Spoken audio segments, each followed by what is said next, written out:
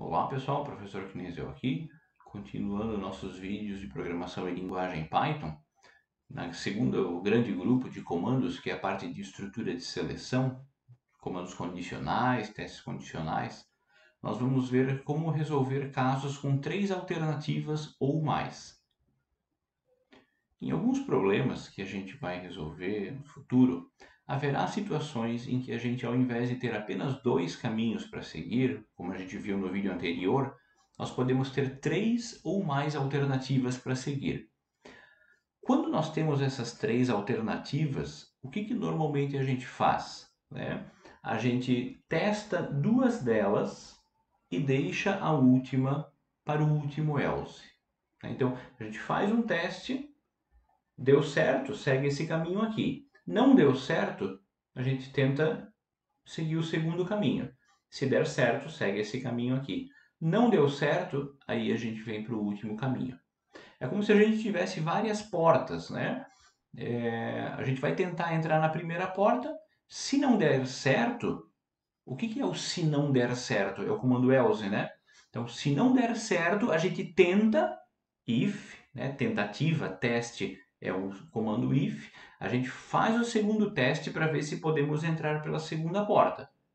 Se for verdadeiro, a gente segue. Se não deu verdadeiro, ou seja, a gente vai ter um outro else que vai nos direcionar então para a última porta.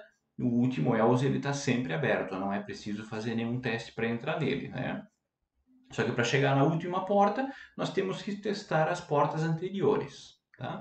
Quando a gente tem quatro casos, nós usamos três ifs, né? 1, 2, 3, e a última porta está sempre aberta, que é o último else. Tá? Então, testo o primeiro, não deu certo, testo o segundo, não deu certo, testo o terceiro, e assim por diante. Então, o que a gente faz? Né? A gente conecta o segundo if com o if anterior. Tá? A gente só faz o segundo teste se der errado o primeiro, se der falso o primeiro teste. Isso é o else, né? Então a gente usa o else para conectar um teste com o outro. Então vejamos esse algoritmo aqui, ó. A gente faz o primeiro teste, if, deu verdadeiro, aí a gente entra e executa esse primeiro bloco.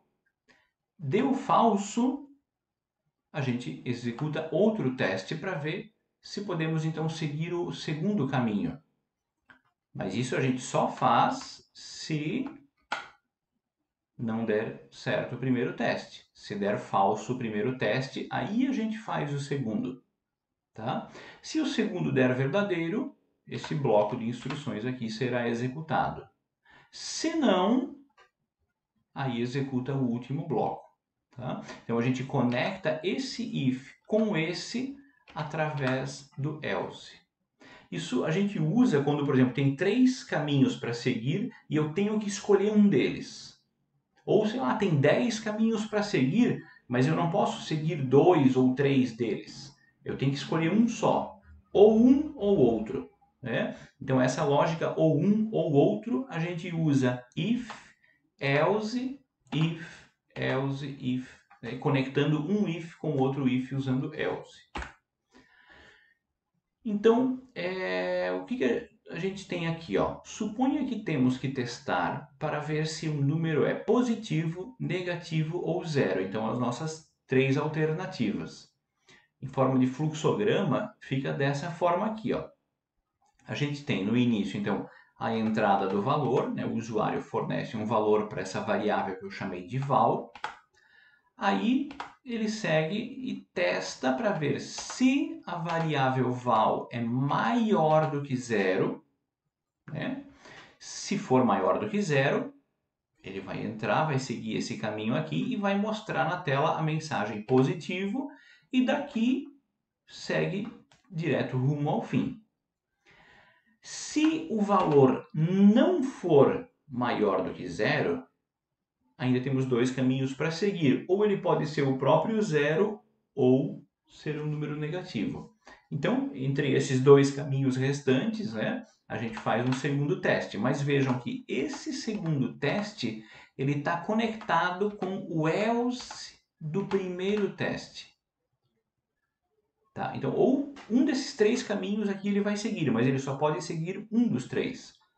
Então aqui é testado o seguinte, ó, se o valor for igual a 0, segue esse caminho aqui.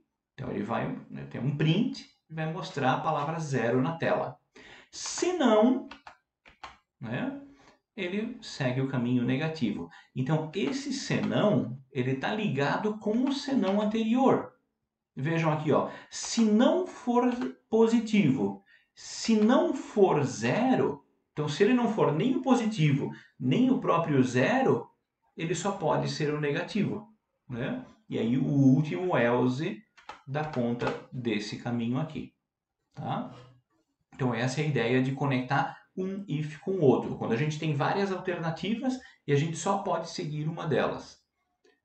E na linguagem Python, né, como é que fica essa conexão de um if com o outro?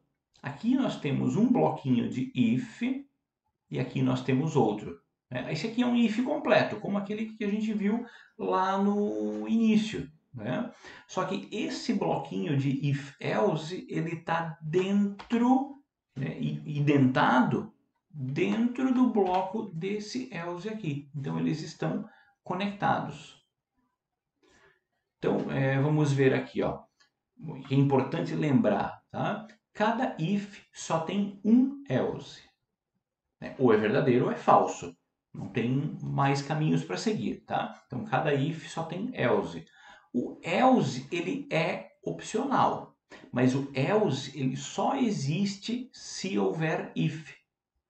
Tá? Não existe um else sem if. Tá? Então todo else ele obrigatoriamente ele tem que ter um if. Vejam aqui, ó, esse else, quem é o dono dele? Ele é dono desse if aqui, né? O if é dono desse else. E esse else aqui, o dono dele é esse if aqui. Então não existe else sem comando if. Agora a gente vai pegar então esse código fonte aqui, eu vou copiar e colar lá no idle para a gente ver como é que funciona. Então, pessoal, aqui está o código fonte. Tá? Eu abri aqui em modo debug. Né? Se vocês ainda não viram o vídeo da execução dos programas em modo debug no Python, eu sugiro fortemente vocês assistirem. Tá? É muito útil para descobrir erros em programação e aí a gente testando a lógica. Eu vou setar um breakpoint aqui na linha 3. E aí nós vamos iniciar a execução passo a passo. Vou apertar aqui F5. Iniciou a execução do programa. Eu vou aqui em Go, né, para ele executar direto as instruções até chegar no breakpoint. Então, ele executou lá a primeira linha. Né, pediu aqui para mim o valor da variável val. Vou colocar aqui o valor 3, Enter. Aí ele sai executando as outras instruções. Né? Então, a gente viu naquele vídeo lá, o step, ele entra na função. Eu não quero que entre. Eu vou simplesmente clicar em over para ele avançar para a próxima linha. Ó, então vejam, deu verdadeiro, ele pulou para a linha número 4. Ele vai mostrar aqui no shell, então, a palavra positivo, né, porque ele vai executar, ele está pronto aqui para executar a linha de número 4. Ó, positivo e encerrou a execução.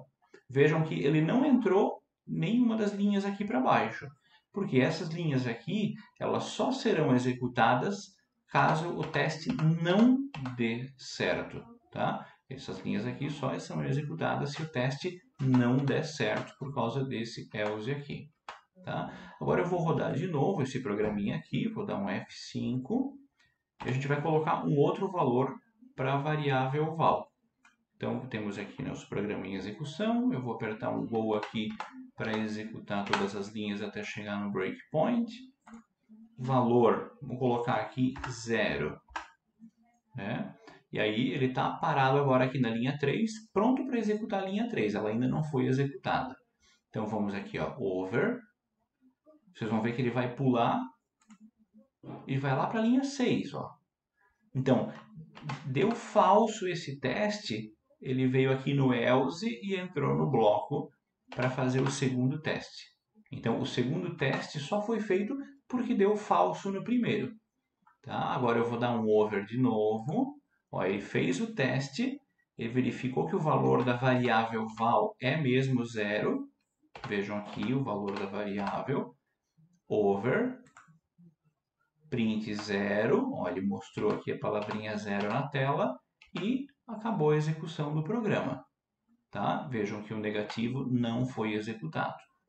Agora, eu vou rodar ele pela terceira vez e nós vamos colocar um valor negativo e vamos de novo executar passo a passo para ver como é que isso aqui funciona. F5, vou colocar aqui agora, né, um go para ele avançar até o breakpoint. Vou botar o meu valor aqui, por exemplo, 7 negativo, vou dar o Enter.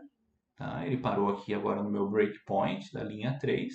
E aí a gente vai executando passo a passo, usando aqui o botãozinho Over. Então, ó, o primeiro teste deu falso, ele veio para cá.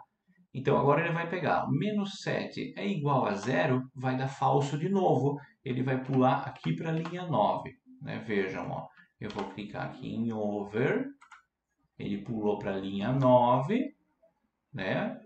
E agora over de novo, apareceu então negativo. Né? Então, olha, vejam aqui, ó, o que deu como resultado, ó, 3 positivo.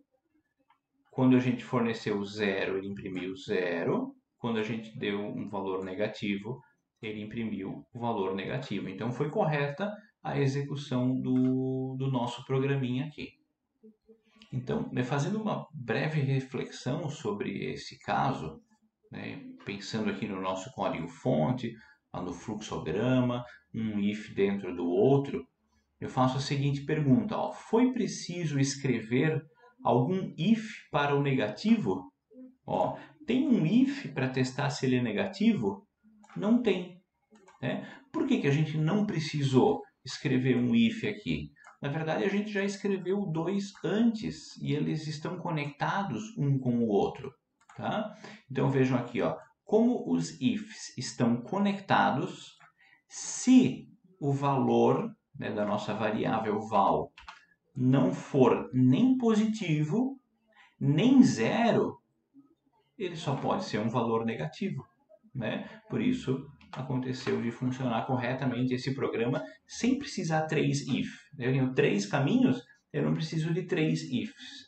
Com só 2 eu consigo resolver. Mas para isso precisa estar com o else conectando os 2 ifs.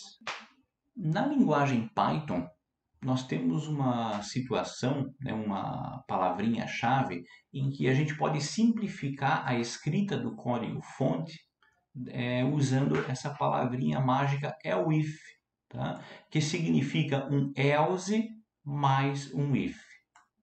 Tá? Quando a gente tem muitas alternativas, o código-fonte ele vai ficando bem identado. E esse elif ele ajuda a gente a deixar o código menos identado.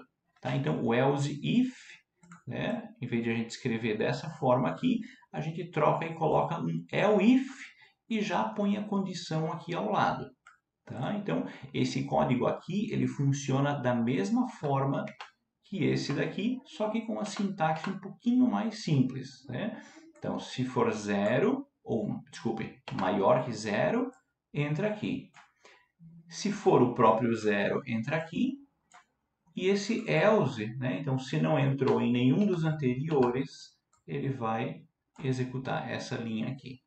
Tá? Então, eu vou agora só fazer a alteração lá no idle e a gente roda para ver como é que fica. Então, aqui está o código-fonte, né? Então, eu vou fazer essa alteração, eu vou colocar aqui, ó, elif. Aí a gente não precisa colocar tantos espaços de indentação, né? Um nível só de indentação é o suficiente. Então, as nossas instruções de seleção aqui, if, elif e else, elas ficam alinhadas e cada bloquinho, então, fica com 3 espacinhos. Tá? Então, eu vou rodar de novo para a gente ver aqui, ó, F5, o go para avançar até o breakpoint. Então, vou botar aqui 8. Né? Ó, 8. Ele vai entrar no primeiro caso, positivo, e acabou. Agora eu vou desliguei o meu breakpoint, a gente vai desativar o modo debug e executar do modo normal, tá? Vou jogar essa janelinha para cá, essa para cá, e vamos lá, F5, val, né? Vamos botar aqui 0, 0. Então funcionou a nossa sequência. E o último teste com valor negativo, vou colocar aqui -4, negativo. Tá? Então funcionou, ó. 8 positivo, 0, 0 e aqui negativo. Tá? Então em Python a gente tem essa alternativa de escrita aqui. Fica um pouquinho mais simples a escrita do código-fonte. Tá? Uma das grandes características ou vantagens da linguagem Python é que a gente sempre tem um código-fonte organizado, né, conforme a indentação. Né? A gente já viu que a indentação é obrigatória. Se eu colocar essa instrução para cá, logo embaixo do if, vejam aqui, ó, eu vou apertar F5 para rodar o programa e ele vai me dar uma mensagem de erro dizendo que é preciso que esse bloco ele seja indentado. Né? Então vamos deixar como estava antes. Então esse aqui foi o segundo vídeo sobre o comando if. A gente aprendeu agora que tem um else if para a gente testar mais do que uma alternativa e a gente pode fazer uso dele várias vezes. Eu vou mostrar isso no próximo vídeo. Então um abraço, fiquem bem, vamos fazer exercícios e até o próximo.